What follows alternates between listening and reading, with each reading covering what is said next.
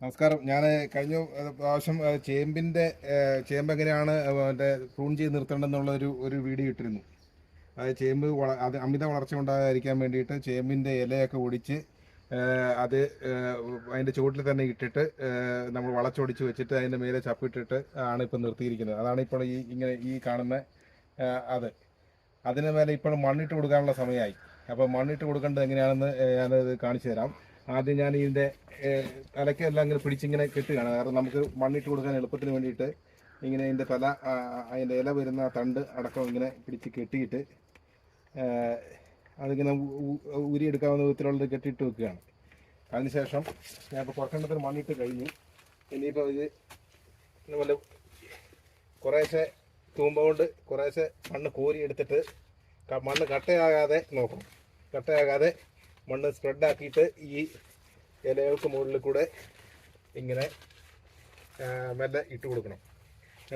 ചേമ്പിൻ്റെ വേര് പരമാവധി വേര് മുറിഞ്ഞു പോകാതിരിക്കാൻ ശ്രദ്ധിക്കണം. അതുപോലെ തന്നെ ഒരുപാട് കട്ട പിടിച്ചിട്ടുള്ള മണ്ണിടരുത്. മണ്ണ് അങ്ങനെ കട്ട പിടിച്ചിട്ടുണ്ടെങ്കിൽ ഇതുപോലെ തട്ടി അത് പൊട്ടിച്ചു കൊടുക്കണം.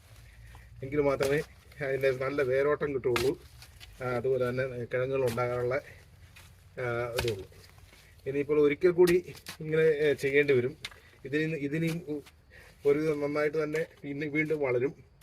അപ്പോൾ ഒരു പ്രാവശ്യം കൂടെ ഇതിൻ്റെ തണ്ട് പിടിച്ച് നേരത്തെ കാണിച്ച പോലെ ഇതിന് തണ്ട് പിടിച്ച് ഇതിൻ്റെ ചുറ്റുവിട്ടിട്ട് അതിനുശേഷം വീണ്ടും ചെറുതായിട്ട് ഒരിക്കൽ കൂടി ഇതിൻ്റെ മണ്ണിങ്ങനെ കുത്തി കയറ്റേണ്ടി വരും.